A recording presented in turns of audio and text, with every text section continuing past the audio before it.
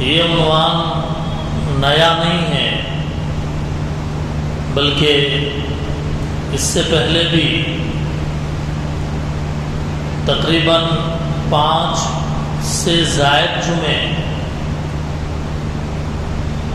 نماز کے عنوان پر بیان کیا گیا۔ مقصد یہ نہیں ہے کہ نماز کے ٹاپک کو لمبا کھینچا جائے، مقصد یہ نہیں ہے۔ مقصد یہ نہیں ہے کہ ایک ہی بات یا ایک ہی عنوان پر بیان کئی جمعوں تک لگاتار کیا جائے۔ مقصد یہ ہے کہ ہماری نماز، ہماری عبادت جو دین کی جان ہے، ہماری نماز دین کا ستون ہے، ہماری نماز اسلام کی جان ہے، ہم اسے صحیح طریقے سے سنت طریقے کے مطابق پڑھنے والے کیسے ہو جائیں، یہ مقصد ہے کہ ہماری نماز سنت طریقے کے مطابق کیسے ڈھل جائے۔ لوگ اپنا روزانہ کئی سالوں سے دکان، کاروبار، ملازمت، دھندوں کی مصروفیت رکھتے ہوئے وقت نکالتے ہیں نماز پڑھنے کے لیے، وقت نکالتے ہیں نماز پڑھنے کے لیے۔ جب اتنا وقت وہ نکال رہے ہیں، اپنے دنیا کے کام کاج چھوڑ کر مسجد میں آ رہے ہیں، تو اگر ان کو ان کی نماز کے بارے میں سنت طریقہ نہ بتایا جائے اور نماز پڑھتے ہوئے غلط طریقے کے مطابق اگر نماز پڑھ لیں تو نماز کے ثواب سے محروم ہو جائیں گے۔ جب اتنی بزی لائف اور اس میں سے قیمتی وقت نکال کے 5 ٹائم کی نماز پڑھتے ہیں، تو ظاہر ہے کہ اگر اس کے اندر حدیث کی روشنی میں ہمیں سنت طریقہ کیا ہونا چاہیے نماز کا وہ بیان کیا جائے، تھوڑی توجہ دے دی جائے۔ جنرل نماز پڑھنے میں اور سنت طریقے کے مطابق نماز پڑھنے میں کوئی وقت زیادہ خرچ نہیں ہوتا۔ سنت طریقے کے مطابق اگر نماز پڑھیں گے وقت زیادہ خرچ ہوتا ہو، ایسا نہیں ہے۔ ایسا بھی نہیں ہے کہ اگر ہم سنت طریقے کے مطابق نماز پڑھیں گے تو محنت زیادہ کرنا پڑتا ہو، ایسا بھی نہیں ہے۔ وہی کھڑے ہونا ہے، وہی جھکنا ہے، وہی سجدے ہیں، وہی قاعدے ہیں، بس اپنے پیشانی اور سر سے لے کر پیر تک کے یہ اٹھنے بیٹھنے جھکنے کا جو نظام ہے ہم ویسے کریں جیسے ہمارے نبی کرتے تھے، تو پھر نماز کا نور بھی ملے گا، نماز کا فائدہ بھی ملے گا، نماز کا ثواب بھی حاصل ہوگا۔ یہ بات اس لیے میں نے اتنے وضاحت کے ساتھ بیان کیا کہ کچھ لوگ بڑی سادگی سے سوچنے کے عادی ہوتے ہیں، بڑی سادگی سے اوپر سے کسی چیز کو سوچنے کے عادی ہوتے ہیں۔ کہتے ہیں کہ بھائی نماز کے بارے میں 1 جمعہ بیان کرے، 2 جمعہ بیان کرے، بار بار نمازی کو بیان کر رہے ہیں وہ صاحب۔ ایسا بھی تھوڑے لوگ، دماغ ہے نا، عقل ہے، کس کی کدھر سے کیسی چلے کچھ بھروسہ نہیں ہے، اس لیے یہ وضاحتیں دینی پڑتی ہیں۔ اس لیے یہ بتانا پڑتا ہے کہ نماز کوئی معمولی چیز نہیں ہے۔ نبی نے تو یہ کہا نماز ستون ہے دین کا، جس کے اوپر اسلام قائم ہے، ستون ہے اس کے اوپر اسلام قائم ہے۔ اگر یہ ستون ختم، اسلام ختم۔ الصلاۃ عماد الدین، نماز دین کا ستون ہے۔ فمن اقامها اقام الدین، جس نے نماز کو قائم کیا اس نے دین کو قائم کیا، اور جس نے نماز کو ڈھا دیا اس نے دین کو ڈھا دیا۔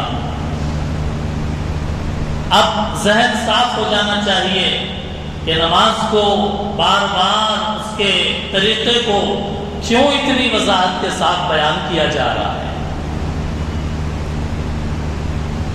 نماز کے بیان کرنے کے لیے طہارت کو جاننا ضروری تھا، تو وضو اور غسل کے بارے میں بھی پہلے بتا دیے، اور نماز پڑھنے کے لیے نماز کے شرائط کو بھی جاننا تھا، وہ بھی بیان کر دیا پہلے جمعوں میں۔ کیسے کھڑے ہونا ہے نماز میں، پیر قبلے کی طرف، ہاتھ اٹھیں تو بالکل اوپر اٹھے ہوئے نہ ہو، بالکل نیچے جھکے ہوئے نہ ہو، بالکل اگڑ بگڑ نہ ہو، بلکہ سیدھے طریقے سے۔ اور نماز شروع کرنے سے پہلے بہت سارے لوگوں کی عادت ہوتی ہے کہ یوں ہاتھ باندھتے ہیں، اللہ اکبر تکبیر بولنے سے پہلے ہی ہاتھ باندھ ایسے باندھتے ہیں ہاتھ۔ اس کی کوئی ضرورت نہیں ہے، ہاتھ چھوڑ کر کھڑے ہونا چاہیے۔ کھڑے ہو کر پہلے کیا پڑھنا ہے؟ ثنا، اور اس کے بعد اعوذ باللہ، بسم اللہ، سورہ فاتحہ پڑھنا ضروری ہے، واجب ہے۔ ضم سورت کا ملانا، اس کے بارے میں جو مسائل تھے وہ گزشتہ جمعوں میں بیان کیے گئے۔ رکوع کیسے کرنا ہے، کتنا جھکنا ہے، اور رکوع سے اٹھ کر کیا پڑھنا ہے، سجدے میں جانے کا طریقہ کیا ہے، یہ بھی بتایا گیا۔ بہت سارے لوگ ڈائریکٹ ہاتھ زمین پہ رکھ کے سجدہ کرتے ہیں، رکوع سے اٹھنے کے بعد سجدے میں جا رہے ہیں تو ڈائریکٹ پہلے جھک جاتے ہیں، پہلے ہاتھ زمین پہ رکھا پھر گھٹنے پھر رہے۔ بتایا گیا کہ وہ صحیح طریقہ نہیں ہے، گھٹنے میں تکلیف ہے یا کوئی اور عذر ہے، بات الگ ہے۔ کوئی تکلیف ہے، بیماری ہے، بات الگ ہے۔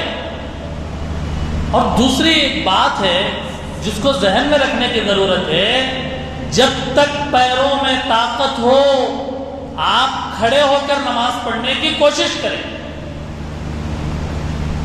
جب تک پیروں میں طاقت ہو آپ کھڑے ہو کر پڑھ سکتے ہیں، آہستہ جھک سکتے ہیں، زمین پر سجدہ کر سکتے ہیں۔ اللہ کی یہ بہت بڑی نعمت ہے میرے بھائی۔ معمولی تکلیف، تھوڑا بہت تکلیف ہے، گھٹنے کا درد ہے یا کمر کی تکلیف ہے، اگر کرنا چاہے کر سکتے ہیں، تو ایسی صورت میں بیٹھ کر آپ نماز نہ پڑھیں۔ بیٹھ کر نماز پڑھنا وہ آخری درجے میں ہے کہ بالکل آدمی بیٹھنا ناممکن ہے، اور بیماری بڑھ جائے گی یا ناقابل برداشت تکلیف ہوگی، برداشت نہیں کر سکیں گے، اتنی تکلیف ہوگی، تب بیٹھ کر پڑھنا ہے۔ اس لیے اس بات کو ذہن میں رکھیں، اس فیشن کو چھوڑ دیں کہ کرسیاں لگی ہوئی ہے، بیٹھنے کو دل کرا بیٹھ کے نماز پڑھ لیے۔ حالانکہ صبح صاحب واکنگ پہ بھی جاتے ہیں، دوڑتے بھی ہیں، جی سب ہے، لیکن ایک فیشن، اس کی وجہ سے بیٹھ کر کرسیوں پہ بیٹھ کے نماز پڑھ رہے ہیں، وہ مناسب نہیں ہے۔ بہرحال یہ ایک مسئلہ بیان کیا گیا۔ سجدے میں جانے کا طریقہ کیا ہے؟ ہاتھ کھلے ہوئے ہونا چاہیے، زمین پر لگے ہوئے یا گھٹنے سے لگے ہوئے نہیں ہونا چاہیے۔ بہت سارے لوگ ہاتھوں کو زمین سے تو اٹھا لیتے ہیں سجدے کی حالت میں، لیکن گھٹنوں پہ ٹیک دیتے ہیں، وہ بھی صحیح طریقہ نہیں ہے۔ سجدے میں ہوں، پیچھے پیروں کو سجدے میں، جو پیروں کی انگلیاں ہیں سجدے میں زمین پر ٹکے ہوئے ہونا چاہیے۔ پیروں کو اٹھا دینا پیچھے سے، اس سے نماز میں کمی آئے گی۔ اگر 3 مرتبہ سبحان اللہ بولنے کی مقدار پیر اٹھے رہ گئے، دونوں پیر، ایک رکن کی مقدار یعنی 3 مرتبہ سبحان اللہ بولنے کی مقدار اگر زمین سے پیر اٹھے رہ گئے، نماز فاسد ہو جائے گی۔ نماز سجدہ 7 ہڈیوں پہ، پیشانی، ناک، 2 ہاتھ، 2 گھٹنے اور پیر، ان کے اوپر سجدہ کرنا ہے، ان کے ذریعے سے سجدے کو عمل میں لانا ہے۔ اس لیے اس چیز کا خیال رکھنا چاہیے۔ کبھی کبھی ایسا ہوتا ہے کہ سجدے میں آدمی پیشانی زمین پر رکھ دیا، ناک اٹھا دیا، زیادہ زور پیشانی پہ دیے، ناک اٹھ جاتی زمین سے، پیشانی بھی زمین پہ اور ناک بھی زمین پر لگے، یہ سجدے کا صحیح طریقہ ہے۔ صرف ناک کے اوپر پیشانی اڑ گئی سجدے کی حالت میں، صرف ناک رکھ کر سجدہ کر رہا ہے، صحیح نہیں ہے۔ صرف پیشانی ہے، ناک نہیں ہے، وہ بھی صحیح نہیں ہے۔ چھوٹی چھوٹی باتیں ہیں، اس کو بڑی گہرائی سے سمجھنا ہے، تبھی نماز کی پوری نورانیت حاصل ہوگی۔ سجدے سے اٹھنے کے بعد، سجدے سے جب اٹھیں تو اطمینان سے بیٹھیں۔ بہت سارے مرتبہ ایسا ہوتا ہے کہ یا تو جلدی ہوتی ہے جانے کی، یا عادت پڑ جاتی ہے جلدی سجدہ کرنے کی۔ سجدے سے اٹھ کے بیٹھے کہ نہیں پھر سجدہ، سیدھا بیٹھے بھی نہیں پھر سجدہ۔ یہ تعدیل ارکان میں کمی، واجب ادا نہیں ہوگا، نماز نہیں ہوگی۔ اگر جان بوجھ کر ایسا کرے، رکوع سے اٹھنے کے بعد سیدھا کھڑے ہوئے بغیر جلدی، سیدھا کھڑے ہو پہلے اطمینان سے، پھر آہستہ سے سجدے میں، ایک سجدے سے اٹھ کر اطمینان سے بیٹھیں، پھر اس کے بعد دوسرے سجدے کے لیے جائیں۔ 2 سجدوں کے درمیان میں ایک دعا پڑھی جاتی ہے، اللہم اغفر لی وارحمنی وعافنی واہدنی وارزقنی واجبرنی وارفعنی واہدنی ولا تضلنی وادخلنا الجنہ برحمتک یا ارحم الراحمین۔ یاد ہے کسی کو؟ یعنی ایک سجدے سے اٹھ کے جب بیٹھیں تو یہ دعا پڑھنا ہے۔ فقہا نے لکھا ہے کہ نفلی جو نمازیں ہیں، سنت نفل نماز، اس کے اندر ایک سجدے سے اٹھ کے بیٹھ کے یہ مختصر پڑھ کے پھر دوسرا سجدہ کرنا ہے۔ فرض نمازوں میں چونکہ جماعت کے ساتھ نماز ہوتی ہے، اور اگر یہ سب چیزیں دعا بھی پڑھنے لگیں گے تو پیچھے بہت سارے بیمار بھی، بوڑھے بھی، بڑے لوگ بھی ہوتے ہیں۔ اس لیے کہا جاتا ہے کہ نوافل کے اندر خاص طور پہ 2 سجدوں کے درمیان کی دعا پڑھو، اللہم اغفر لی وارحمنی واہدنی وارزقنی واجبرنی وارفعنی واہدنی ولا تضلنی وغیرہ کی جو دعا ہے نوافل میں پڑھو۔ دوسرا سجدہ، دوسرے سجدے سے اٹھ کر جب دوسری رکعت کے لیے کھڑے ہوں تو اٹھتے وقت زمین کا سہارا نہ لیں۔ زمین سے اٹھ رہے ہیں، ایک رکعت پوری ہو گئی، دوسری رکعت کے لیے کھڑے ہو رہے ہیں، ہاتھ گھٹنے پر ہو۔ ایسا بھی نہیں ہے کہ ہاتھ بالکل الگ کر کے گھٹنے ایسا کر کے اٹھ رہے ہیں، بلکہ ہاتھ برابر اپنی حالت پر ہو اور پھر سیدھے اٹھ جائیں۔ زمین کا سہارا نہ لے. ہاں کسی کا ویٹ زیادہ ہے, کوئی بیمار ہے, کوئی اور تکلیف ہے, زمین پر سہارا لیے بغیر نہیں اٹھ سکتے, مجبوری ہے, آپ سہارا لے سکتے ہیں. اور دوسری رکعت کے لیے جب کھڑے ہوں انفرادی نماز میں تو آپ سورہ فاتحہ پڑھنے سے پہلے بسم اللہ بھی پڑھیں. بسم اللہ الرحمن الرحیم الحمدللہ رب العالمین, اس طریقے سے.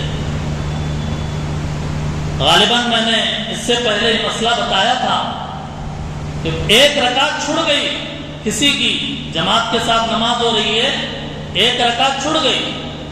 اب جب رکعت چھوڑ گئی دوسری رکعت میں آ کے مل رہے ہیں تو ثنا پڑھنے کی جگہ کون سی ہے؟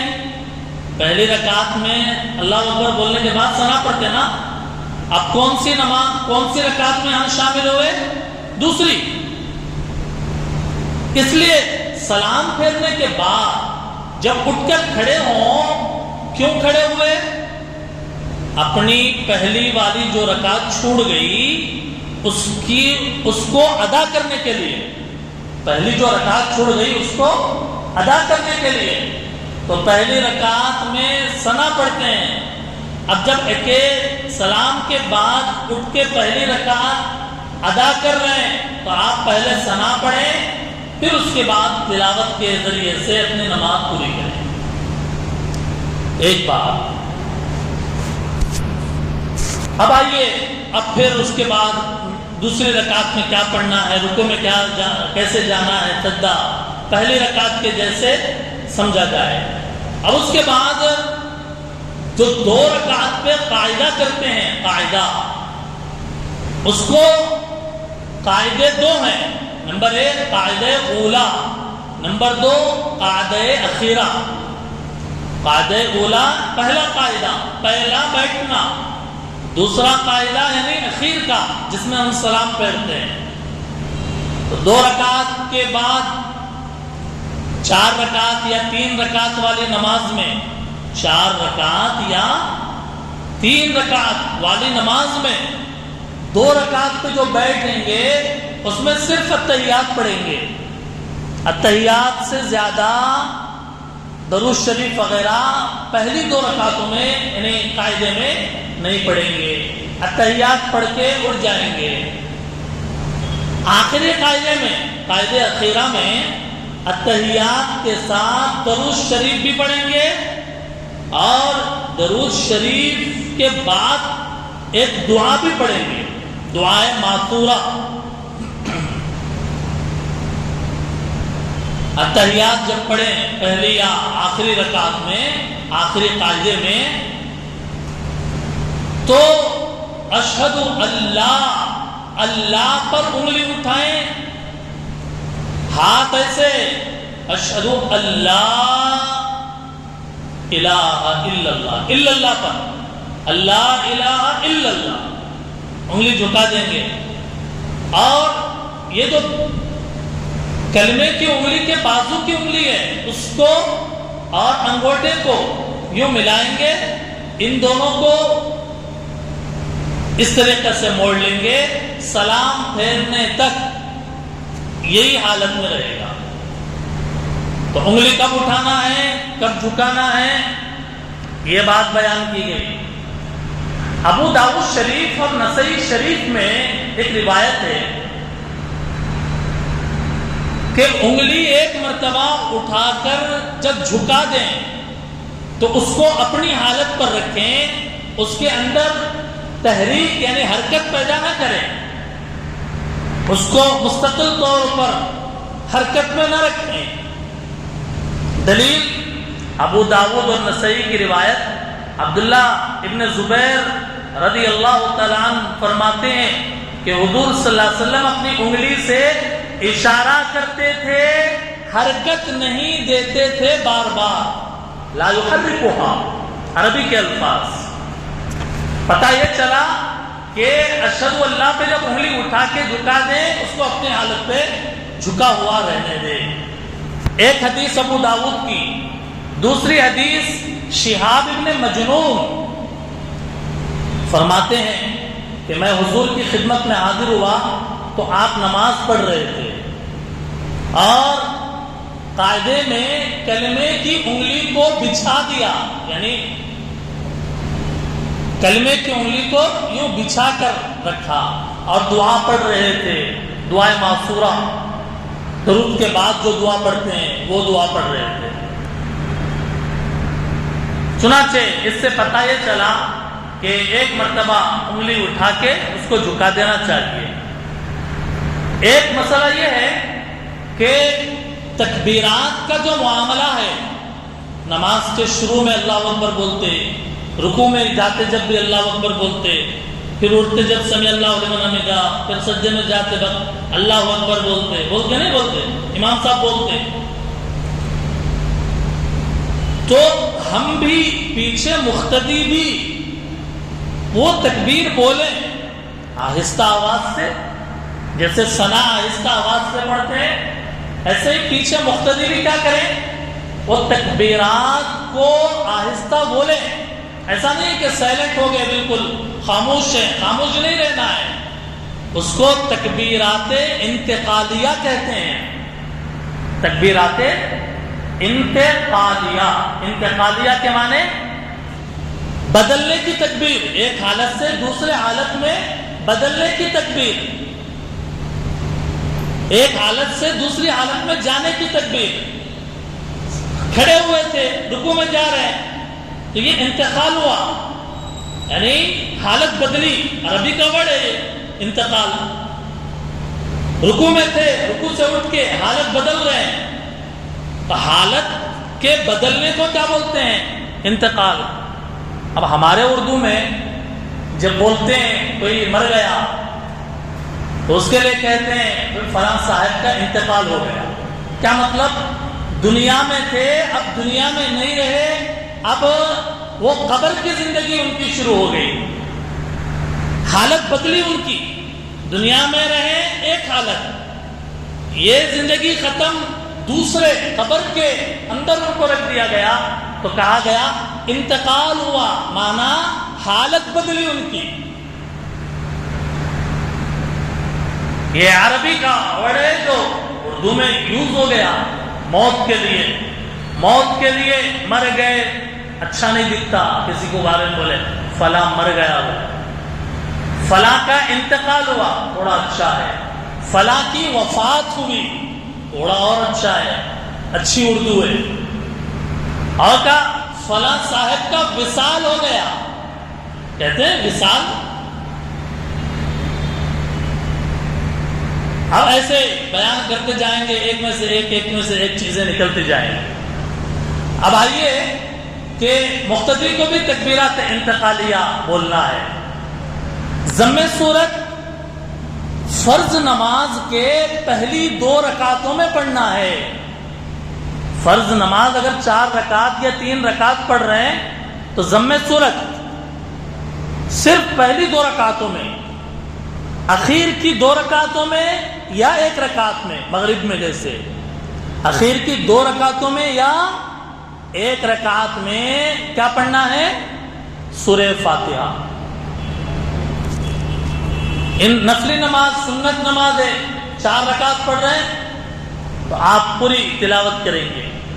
قاعدے میں بیٹھنے کا جو طریقہ بتایا گیا کہ دائیں پیر کو کھڑا کر کے اس کی انگلیوں کو فولڈ کریں اور بائیں پیر کو دائیں پیر کے بازو سے لگا کے اس کو انگلیوں کو بھی قبلے کی طرف کرنے کی کوشش کریں، یہ صحیح طریقہ ہے۔ البتہ دونوں پیر ایک طرف نکال دینا، قاعدے میں بیٹھے ہوئے ہیں، دونوں پیر ایک طرف نکال دیے اور سرین پر بیٹھے، بات سمجھ میں آئی؟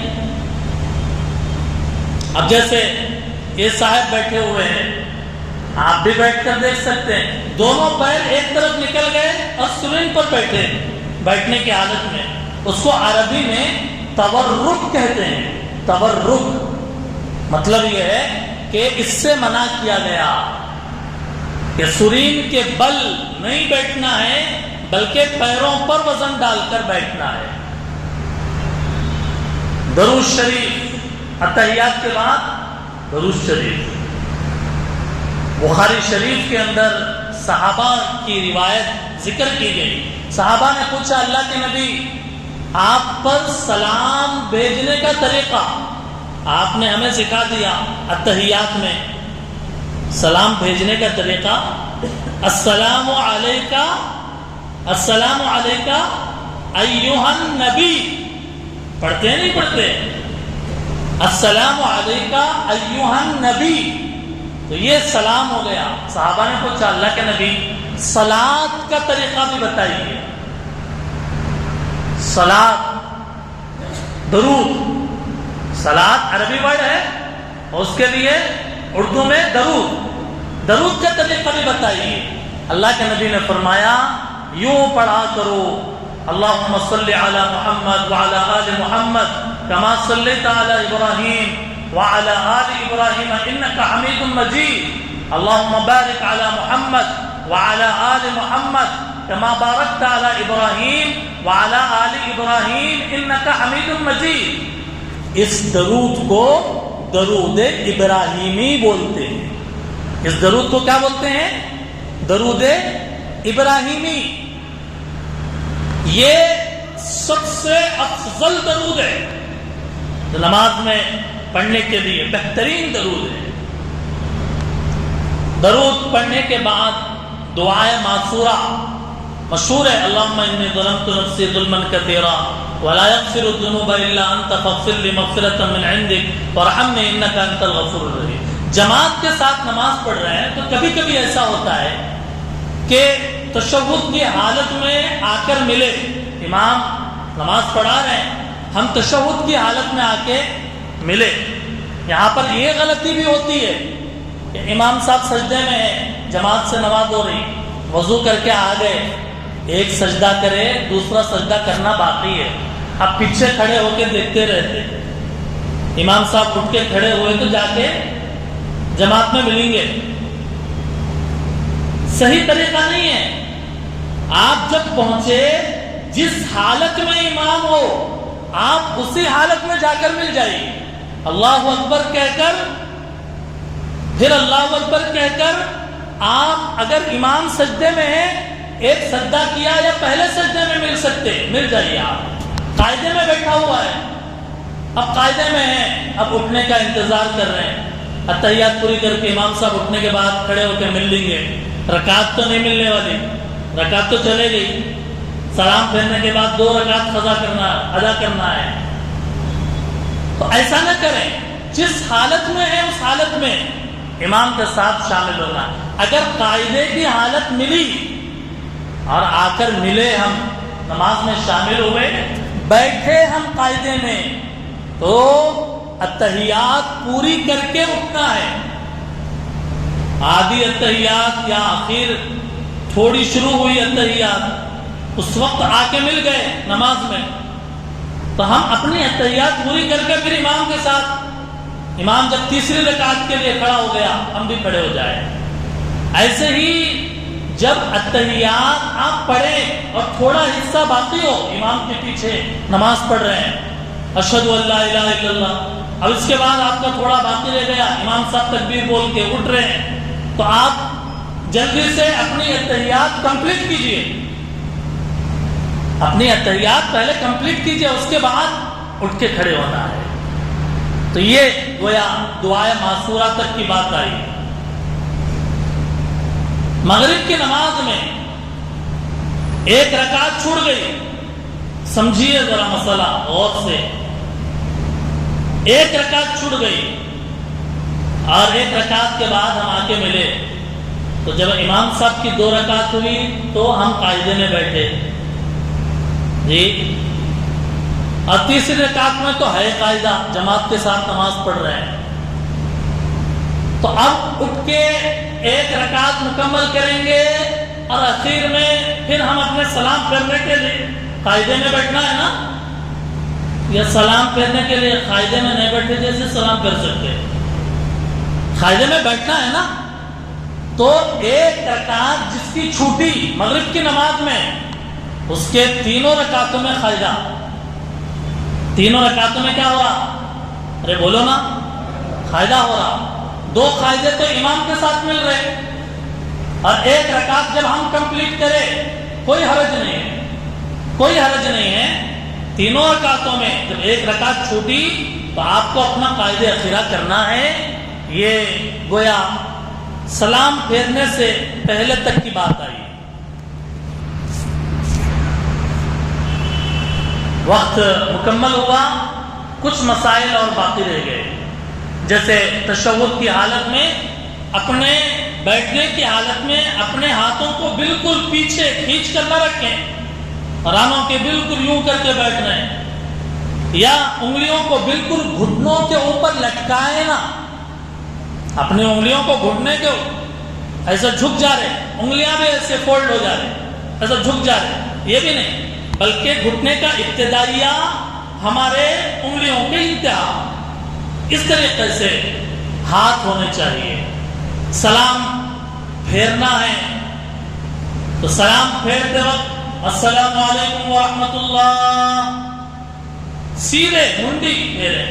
اس کی ضرورت نہیں ہے کہ کچھ لوگ کیا کرتے ہیں نا، سلام پھیرنے سے السلام علیکم ورحمۃ اللہ نیچے جھکا کے پھر اوپر، اس کی ضرورت نہیں ہے، بلکہ سیدھے جیسے گود میں دیکھ رہے ہیں السلام علیکم ورحمۃ اللہ، السلام علیکم ورحمۃ اللہ، یوں گھمانے کی منڈی کو ضرورت نہیں، یا اس کی بھی ضرورت نہیں ہے جیسے سلام پھیرتے وقت السلام علیکم ورحمۃ اللہ ایسے حرکت دیتے ہوئے منڈی کو، سیدھے پھیرنا ہے۔